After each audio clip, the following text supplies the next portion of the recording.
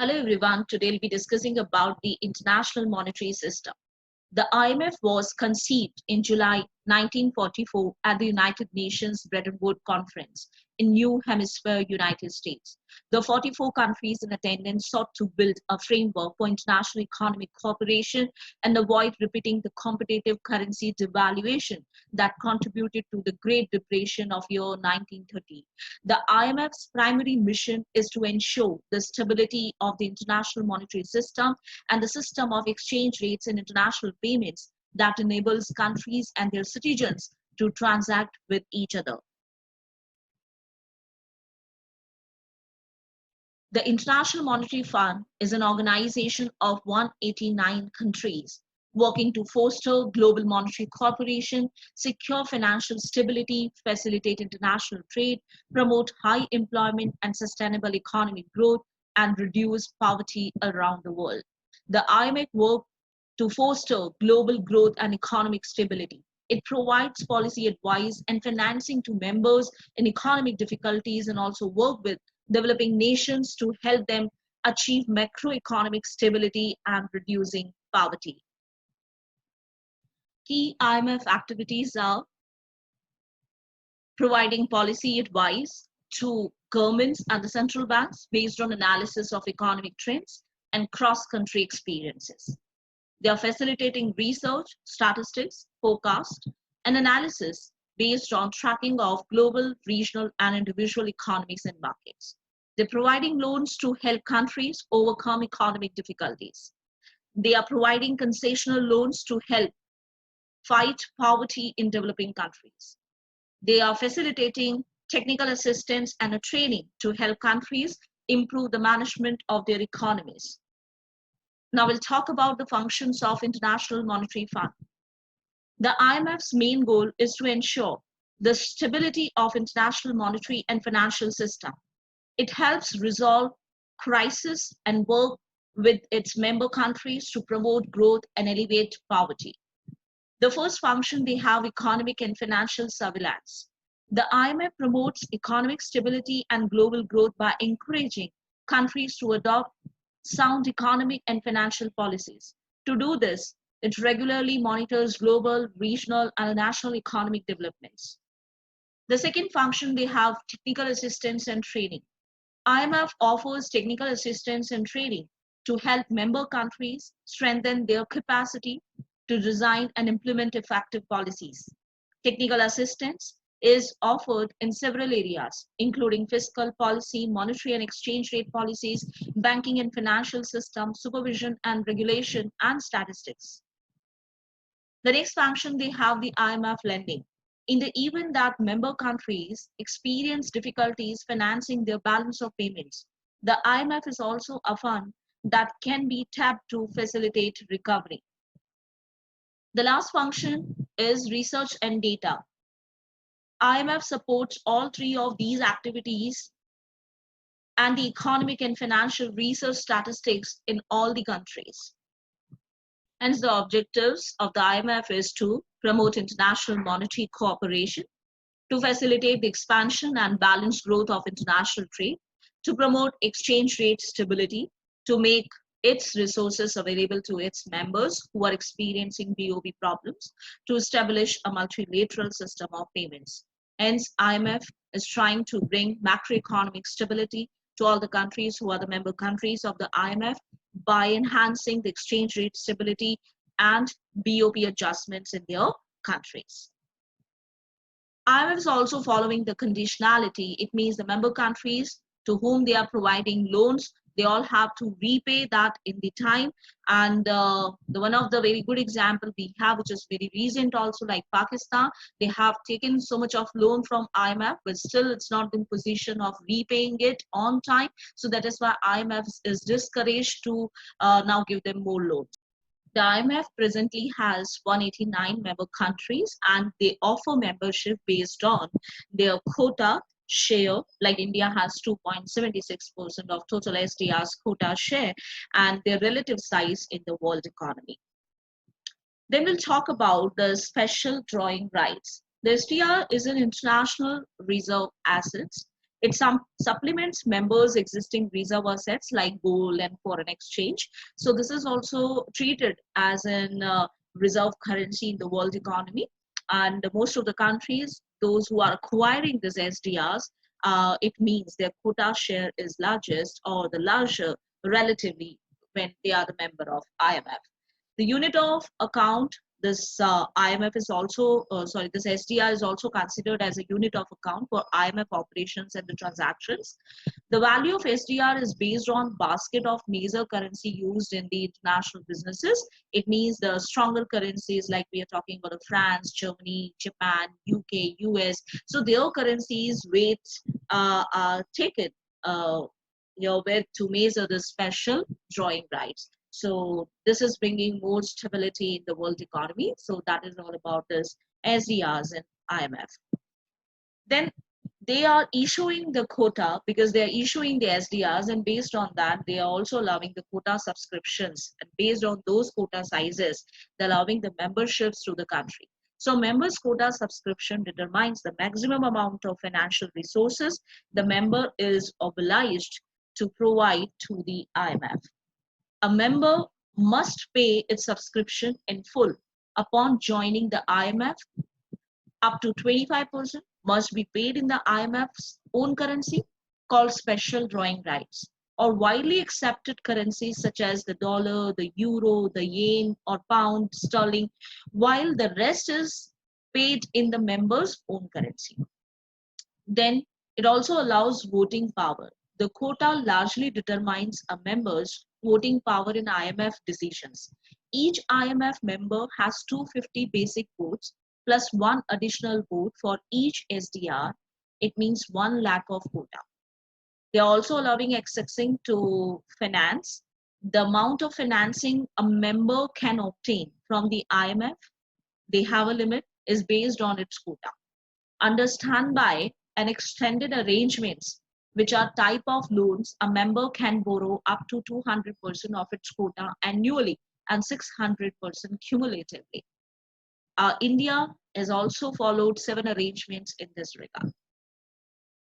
The quota share for the India, if we talk about, that is 2.76% quota share. It means the total SDRs, it is 2.76%. And they acquire 13,114.4 million SDRs. And if we consider about the US, then US holdings are 82,994.2 million SDRs, which is 17.45 share of it. And for China, it is 30,482.9 million SDRs. That indicates 6.41 total quota share. So based on these sizes, they're giving weightages to the countries also, and they can also, according to this limit, avail the loans from the IMF. Then we'll talk about the organization and management of IMF. The IMF has a management team and 17 departments that carry out its country policy, analytical, and technical work, etc. The current management team consisting following: Ms. Kristalina Georgieva from Bulgaria is a managing director and a chairman of the executive board from October 1st, 2019. Then the first deputy managing director was the Geoffrey W.W. Okamoto. Then deputy managing directors are 3: Anthony Te-Save, Mitsushiro Furusawa, and Tao Zhang. The economy counselor is the Geeta Gopinath, and a financial counselor is Tobias Adrian. Then we'll talk about the governance structure. The Board of Governors is the highest decision-making body of the IMF. It consists of one governor and one alternate governor for each member country. The governor is appointed by the member country and usually the Minister of Finance or the head of the central bank. While the Board of Governors has delegated most of its powers to the IMF's executive board, it retains the right to approve quota increasing, special drawing rights, allocations, the admittance of new members, compulsory withdrawal of members, and amendments to the Articles of Agreement and by-laws. It also elects or appoints executive directors. The boards of governors of the IMF and the World Bank Group normally meet once a year. The Ministerial Conference, the IMF's Board of Governors, is advised by two ministerial committees, the International Monetary and Financial Committee and the Development Committee. The IMF committee has 24 members drawn from the pool of 189 governors. Then the executive board, the IMF 24-member executive board takes care of daily businesses of the IMF. Together, these 24 board members represent all 189 countries. Then we'll talk about the finances. It includes two important things. The one is quotas and the second is gold. As we discussed that the quota and the gold both are treated in the world economy now as the reserve currency. So those countries who are acquiring it more, they are powerful in the world economy. So first we'll talk about this quota, as we already have discussed about the quota descriptions and all that, but how they are using as its finances. The IMF's resources come mainly from the money that countries pay as their capital subscription when they become members. Quotas broadly reflect the size of each member's economy. The larger a country's economy in terms of output and the larger and more variable its trade, the larger its quota tends to be. They also help determining how much countries can borrow from the IMF and their share in allocation of special drawing rights or SDRs. So this reserve currency created by the IMF in 1969. When we talk about gold, IMF holds a relatively large amount of gold among its assets for reasons of financial soundness, also to meet unforeseen contingencies. The IMF holds around 90.5 million ounces, 2008-14.1 metric tons of gold as designated depositories.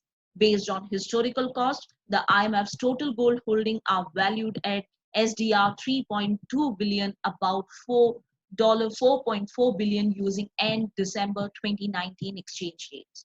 But at current market prices, the value is about SDR 99.6 billion. It means about $137.8 billion using end December 2019 exchange rates. As per International Monetary Fund, International Financial Statistics for the month of July 2019, India with 618 tons of gold reserve stands at 10th spot. In April, India stood at the 11th spot with 606 tons. The IMF acquired its gold holding through four main channels. When the IMF was founded in 1944, it was decided that 25% of initial quota subscription and subsequent quota increases were to be paid in gold. This represents the largest source of the IMF's gold. All payments of charges, interest on the member countries use the IMF credit were normally made in gold. A member wishing to acquire the currency of another member could do so by selling gold to the IMF. The major use of this provision was sales of gold to the IMF by South Africa in 1970-71. Member countries could also use gold to repay the IMF for credit previously extended. Then we'll talk about the history of IMF. The IMF has played a part in shaping the global economy since the end of World War II.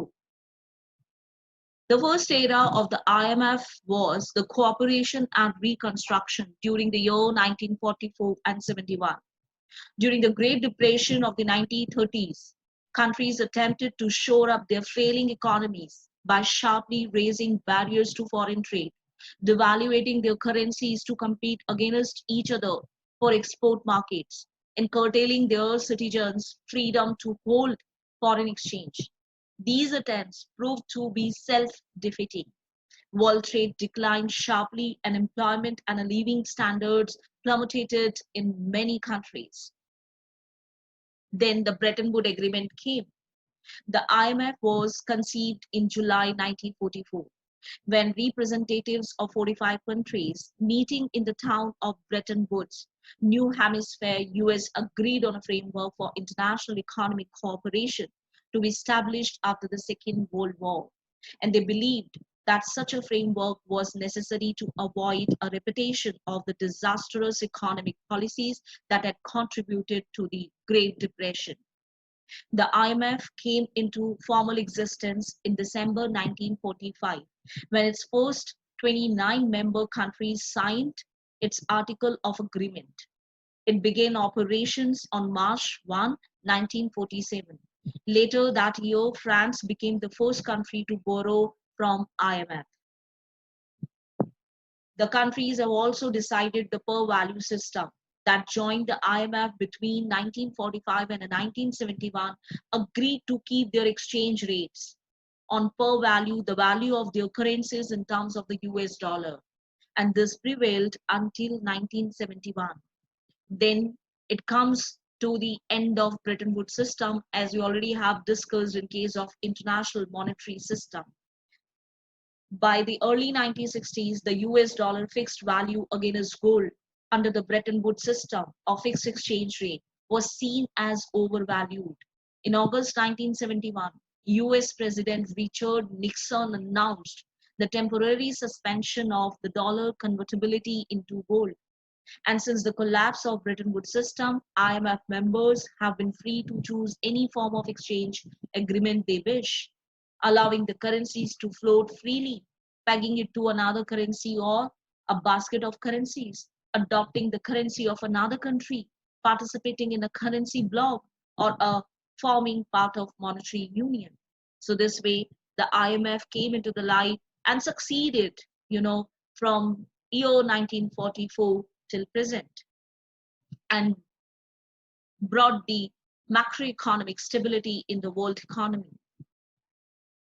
Now we'll talk about India and IMF. India became the member of IMF on December 27, 1945. Recently, IMF has projected the real GDP growth for India for year 2020, and that is 1.9%. And we all know why this is low, because the entire country and also the world economy is struggling with the COVID-19 impact. According to the IMF, the world economy is going to face a great recession, which will be greater than the year 2008 or the global financial crisis we experienced that time. Also, they projected the consumer prices for India, that is 3.3%, and the special drawing rights holding for the India is, according to 2019, that is 1048.72 million, and the quota share, that is 13114.4 million, as we discussed, that is 2.76%. According to the IMF report about India on December 23, 2019, as per the Article 4, India has been among the world's fastest growing economies in recent years, lifting millions out of poverty. However, growth slowed to a 6-year low in the first half of 2019, with both consumption and investment decelerating owing to weak, especially rural income growth, stresses in the non-bank financial sector, and corporate and environmental regulatory uncertainty. On the external sector, following a rise in vulnerabilities in 2018, stability has returned, anchored by high foreign reserve buffers and a modest current account deficit. So this was all about IMF, including India and IMF's relations too. Thank you.